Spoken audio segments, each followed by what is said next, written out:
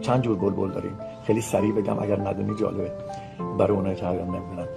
هر بلبلی که تخم میذاره 5 تا 6 تا تخم میذاره، همه تخماش بلبل نمیشه، یه دونش بلبل میشه، باقیشون میشه سهره. سهره فقط سر میکنه، چهچه نمیزنه. از همه بلبلا هم که چهچه میزنن، از تعداد خیلی زیادشون یکیشون میشه هزار دستان. هزار دستان هیچ وقت چهچه هاش تکرار نمیشه.